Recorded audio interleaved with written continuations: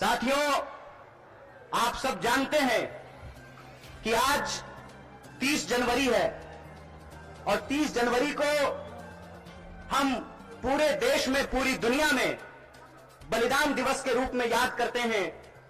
हमारे राष्ट्रपिता, हमारे बापू महात्मा गांधी को याद करते हैं और यह संकल्प लेते हैं कि मरते दम तक उनके आदर्शों पर चलेंगे। और उनका आदर्श था सत्य और अहिंसा, न्याय और एकता। और उनकी जो एकता की बात थी, उस एकता की बात के चलते ही जिनके आखिरी क्षण में भी मुंह से हे राम निकला था, उनको एक आतंकवादी कायर नाथूराम ने हत्या करने का काम किया था।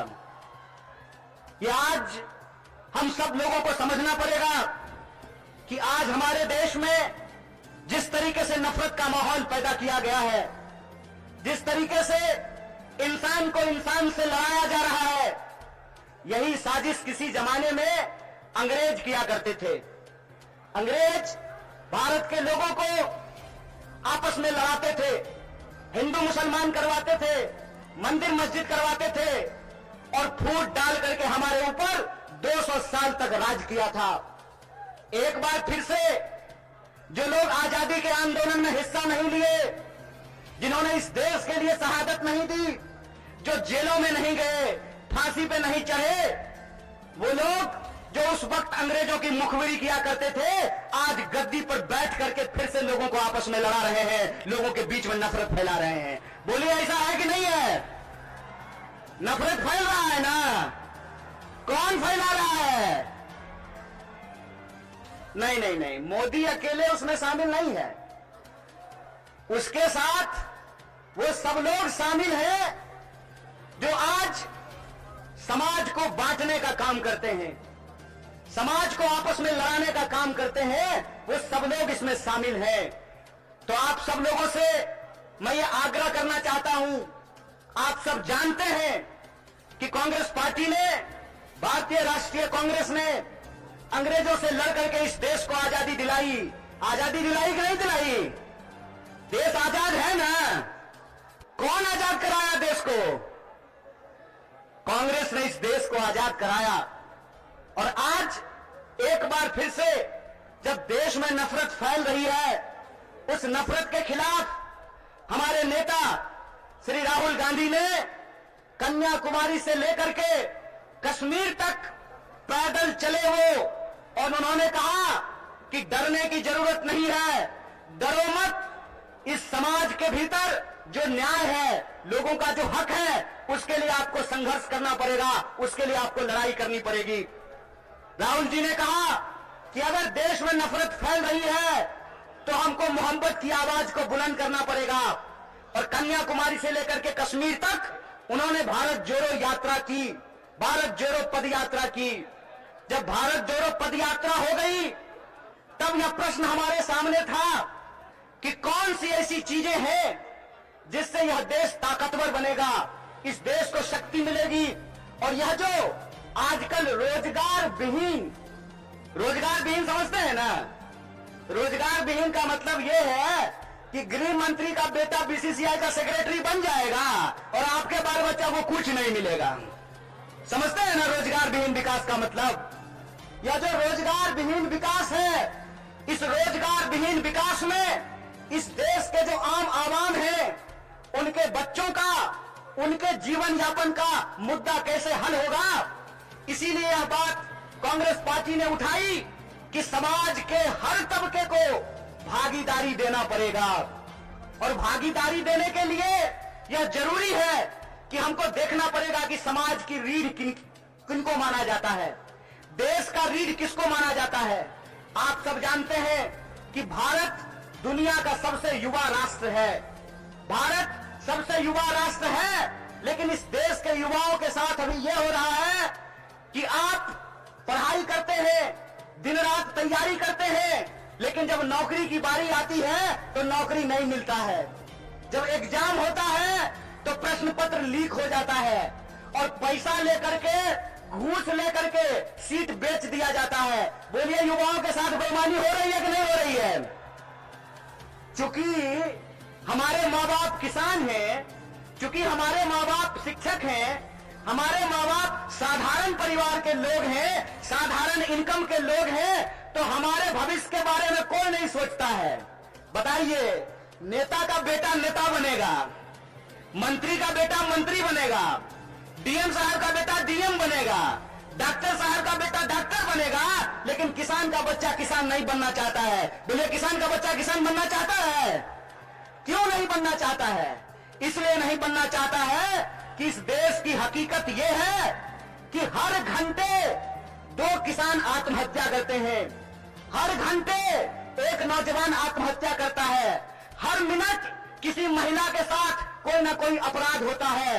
आए दिन हमको यह सुनने को मिलता है कि जो शोषित पीड़ित वर्ग के लोग हैं उनके ऊपर लगातार हमले होते हैं, उनका अधिकार छीना जाता है। देश की इस परिस्थिति को देखते हुए, जब बेरोजगारी 45 साल में सबसे ज्यादा है, महंगाई आसमान छू रहा है। आप लोगों को याद था ना, पहले पेट्रोल कितना में मिलता था? पहले पेट्रोल कितना में मिलता था? 50 रुपया में। अब कितना में मिलता है? 100 रुपया में। महंगाई बढ़ी है कि नहीं बढ़ी है? सरसों का तेल पहले कितना में मिलता था? 80 रुपए किलो। अब कैसे मिलता है? 200 रुपये किलो। बोलिए, महंगाई बढ़ी है कि नहीं बढ़ी है? जिस तरह से महंगाई बढ़ रही है, किसानों की आत्महत्या हो रही है, जवानों की आत्महत्या हो रही है, महिलाओं के ऊपर अत्याचार हो रहा है, बेकारी 45 साल में सबसे ज्यादा है, तब इस देश के नौजवानों को, बिहार के नौजवानों को यह सोचना पड़ेगा कि उनका भविष्य क्या है। आप सोचिए कि अगर इस देश के नेता चाहते हैं कि उनके बाल बच्चों का भविष्य बना रहे, तो इस देश के किसानों को, इस देश के गरीबों को भी यह सोचना पड़ेगा कि उनके बाल बच्चों का भविष्य कैसे बना रहेगा। इसीलिए इस देश की परिस्थिति को देखते हुए हमारी पार्टी भारतीय राष्ट्रीय कांग्रेस ने और हमारे नेता राहुल गांधी ने यह तय किया है कि हम भारत जोड़ो न्याय यात्रा की शुरुआत करेंगे।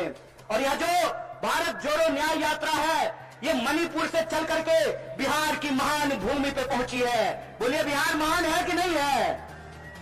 लेकिन आजकल बिहार को बदनाम भी कर दिया गया है। बदनाम नहीं कर दिया गया है। आज हमको मीडिया के एक साथी पूछ रहे थे कि नीतीश जी आपको छोड़ करके चले गए, इस पर आप क्या कहना चाहते हैं?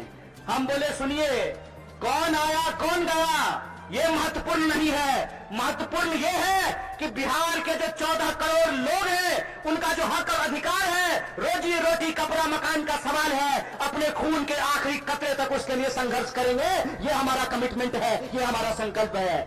किसी के आने जाने की बात नहीं है, बात है लोगों के हक और अधिकार की, बात है लोगों के लिए न्याय की। और हमारा यह मानना है, हमारी पार्टी की यह मानना है कि अगर हम इस देश को शक्ति देना चाहते हैं, अगर हम बिहार को शक्ति देना चाहते हैं, तो हमको 5 प्रकार के न्याय की स्थापना करनी पड़ेगी। कितने प्रकार की न्याय की स्थापना करनी पड़ेगी? हाथ उठा करके बताइए। अरे डरिए नहीं, आप नेता थोड़े हैं कि ईडी से घबरा जाइएगा। आप तो आम जनता है, आपको क्या फर्क पड़ता है? 5 प्रकार के न्याय की जरूरत पड़ेगी। कितने प्रकार की? और वो 5 प्रकार का न्याय ये है कि हम चाहते हैं कि इस देश में नारी को न्याय मिले, भागीदारी का न्याय मिले, युवाओं को न्याय मिले, किसानों को न्याय मिले और मजदूरों को न्याय मिले। बोलिए, आपको ये 5 न्याय चाहिए कि नहीं चाहिए? सब लोगों को चाहिए। अगर सब लोग ये 5 प्रकार का न्याय चाहते हैं, तो हम आपसे एक अपील करना चाहते हैं।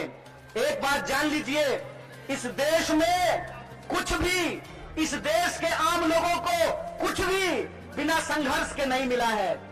हमारी आजादी के लिए भी लोगों को अपनी जान गंवानी पड़ी। बिहार के लोग जानते हैं कि अपने हक और अधिकार के लिए संघर्ष करना पड़ता है। और एक बात आप लोगों ने सुना होगा, बिन हवा न पत्ता हिलता है, बिन लड़े न कुछ भी मिलता है। इसीलिए अपने हक और अधिकार के लिए हमको लड़ना पड़ेगा। और हमारे देश के आम आवाम को, बिहार के आम लोगों को यह सोचना पड़ेगा कि हमारा भविष्य क्या है। हम समझते हैं कि जिस तरीके से मौजूदा सरकार हमारे देश के नौजवानों के साथ, बिहार के नौजवानों के साथ खिलवाड़ कर रही है, उसके खिलाफ हमको संघर्ष करना पड़ेगा।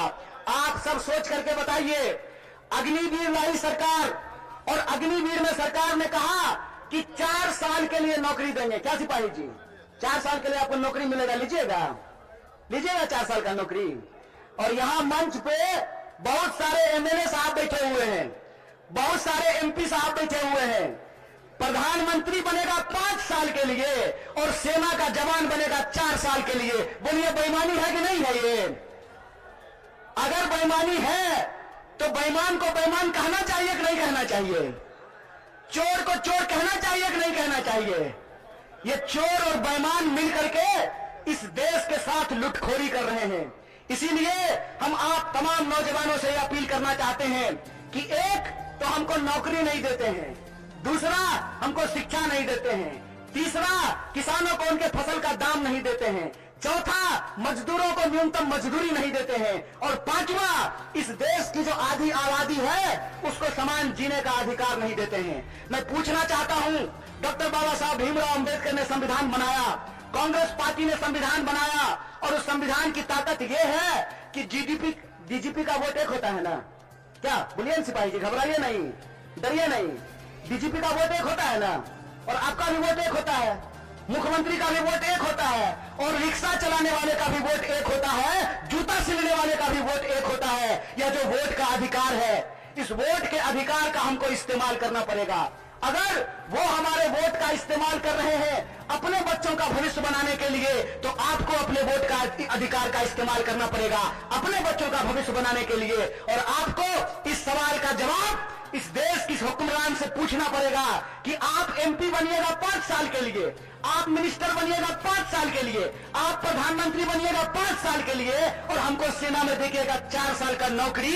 यह नौकरी हमको बर्दाश्त नहीं है। हमको आपको परमानेंट नौकरी देना पड़ेगा, ठेके की नौकरी बंद करनी पड़ेगी। और जिसको परमानेंट नौकरी मिला हुआ है, जिसको परमानेंट नौकरी मिला हुआ है, अगर नेताओं को पेंशन मिल सकता है तो आपको शिक्षकों को भी पेंशन देना पड़ेगा, आपको सरकारी नौकरियों में भी काम करने वाले लोगों को पेंशन देना पड़ेगा। अगर इस देश के पूंजीपतियों का 12 लाख करोड़ कर्जा माफ किया जा सकता है तो आपको किसानों का कर्जा माफ करना पड़ेगा, उनके फसल का पूरा दाम देना पड़ेगा। अगर इस देश में सबको न्यूनतम मजदूरी मिल सकती है तो हम कहते हैं कि मजदूरों को भी न्यूनतम मजदूरी देना पड़ेगा। रोज बरोज नया जो है ड्रामा गढ़ करके लोगों का अधिकार ये छीन रहे हैं। आप लोग जादूगरी देखे हैं ना, कि जादूगर इधर से कहेगा गिली गिली पम पम छू और पॉकेट से कबूतर निकाल देगा। टीवी आजकल हमारे साथ वही कर रही है। जब भी आप टीवी खोल करके देखिएगा, आपके मुद्दे गायब कर दिए गए हैं। सुबह से लेकर के शाम तक बहस चलेगी, कौन शपथ ले रहा है, कौन शपथ नहीं ले रहा है। सुबह से लेकर के शाम तक लोगों के मुद्दों को भटका करके, और आम लोगों का जो बुनियादी सवाल है, रोजी का सवाल, रोजगार का सवाल, रोटी का सवाल, कपड़ा का सवाल, मकान का सवाल, इन सवालों को गुमराह किया जाता है। इसीलिए हम पूर्णिया के आम लोगों को और बिहार के आम लोगों को एक अपील करना चाहते हैं। हम जानते हैं कि बिना लड़ाई के कुछ नहीं मिलता है, तो हमको अपने न्याय के लिए और अपने आने वाली पीढ़ी के न्याय के लिए संघर्ष करना पड़ेगा। बोलिए, आप इसके लिए तैयार हैं? न्याय करेंगे अपने साथ, अपने आने वाली पीढ़ी के साथ। तो आखिरी बात बोल करके अपनी बात को मैं खत्म करूंगा। मैं पहली बार रंगभूमि मैदान में नहीं आया हूं, यह तीसरी बार है जो मैं रंगभूमि मैदान में आप तमाम लोगों के बीच में आया हूं। मंच अलग है, लोग अलग हैं, लेकिन मुद्दा वही है। और तब भी हमने आपसे वादा किया था कि इस देश की आजादी पे जब जब आंच आएगी, आपका बच्चा जो आपका नमक खाया है, आपके हक और अधिकार के लिए सड़कों पर उतरेगा। इसीलिए आप तमाम बिहार वासियों को, पूर्णिया वासियों को, सीमांचल वासियों को अपील करना चाहता हूं कि आप तमाम लोगों को 5 न्याय के लिए इस देश की शक्ति देने के लिए आपको संघर्ष करना पड़ेगा। और इस संघर्ष में अगर हम संघर्ष करेंगे तो जरूर जीतेंगे। इन्हीं शब्दों के साथ अपनी बात को खत्म करूंगा। शुक्रिया। इंकलाब जिंदाबाद। जय हिंद, जय बिहार, जय कांग्रेस।